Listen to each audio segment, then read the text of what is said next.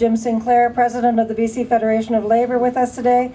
The Federation has been very supportive of this event, and Jim himself is a strong advocate for labour history and economic justice. Jim Sinclair. Thank you very much. I really do want to start by saying a huge thank you to the society that put this on, because they did a hell of a job doing this today, but in keeping that memory alive forever. So to those folks, thank you very much for your hard work. Let's give them a really round of applause. They deserve that. When Slim Evans stood in the place right over there, and they were having a meeting talking about what they should do next, and he said, "On to Ottawa," he set in motion a journey that would truly change the course of history in Canada. There were thousands of desperate young men who had decided long before that day to leave to do something about their lives. They had decided, in fact, that they were going to go on strike. The On to Ottawa Trek was the final chapter in a year or two long organizing campaign in relief camps across Canada, not just in British Columbia. And when they walked off the job in April, they came from all over the province, and some of them came from as far away as Alberta, to come to Vancouver to seek justice. Their demands were simple. The slogan, work and wages. The details, they wanted 50 cents a day instead of 20 cents a day. They wanted to be treated fairly, because in the work camps, even though they were working, they were not covered by Workers' Compensation Board. They had no compensation coverage. If they were injured, it was too bad. They wanted something even more basic. They wanted first aid equipment in those camps, and there were none. It was also a democratic struggle, because part of the move by the government to attack the unemployed was when you went to the relief camp and you were forced there and often taken there by the police, you lost your right to vote.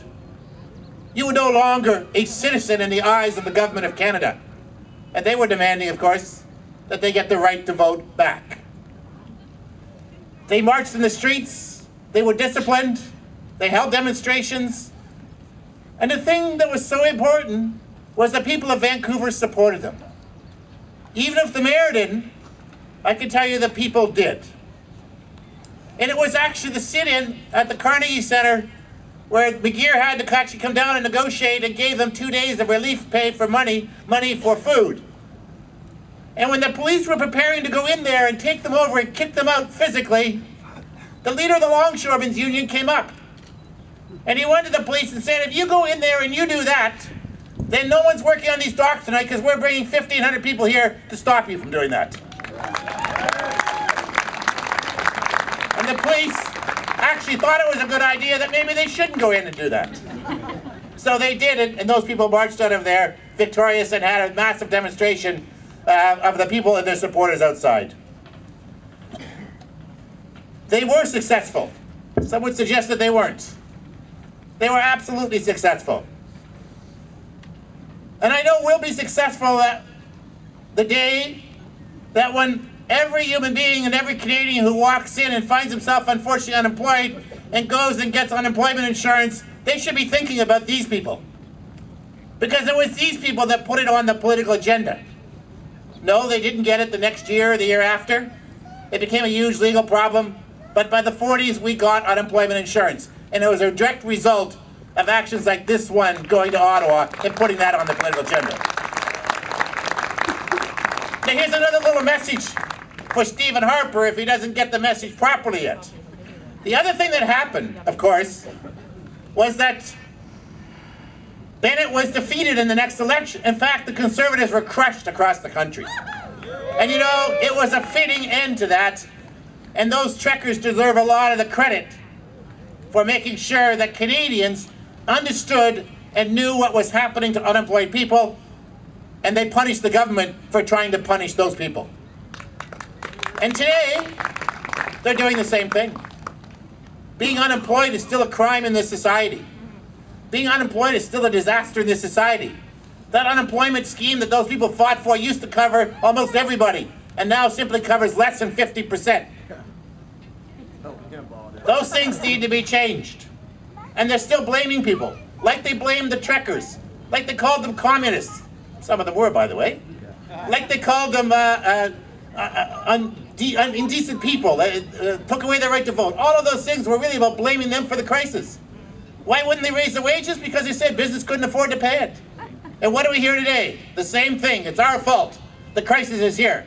So what they did by rejecting the blame, by demanding to be treated by human beings, is fundamental to the things that we stand up for today and continue to fight for today. It's a wonderful legacy.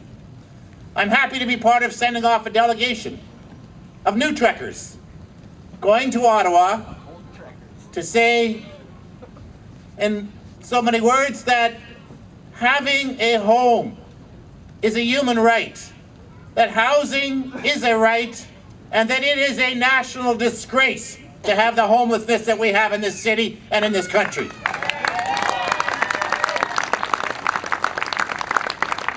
I hope he gives you the hospitality by inviting you to his publicly owned house that the Canadian people pay for, and maybe invites you in and feeds you some of that food that the Canadian people pay for so he can be fed. You know, Mr. Harper, you live in public housing. You live in public housing, Mr. Harper. And your only crime is that everybody in this country should also have a house, and if it has to be public, so be it, that everybody else should have the same right, Mr. Harper.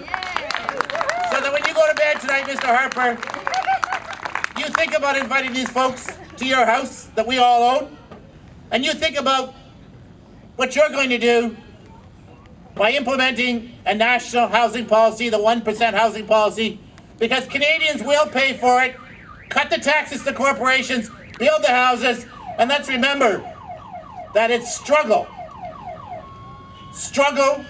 and struggle that makes this world what it is today.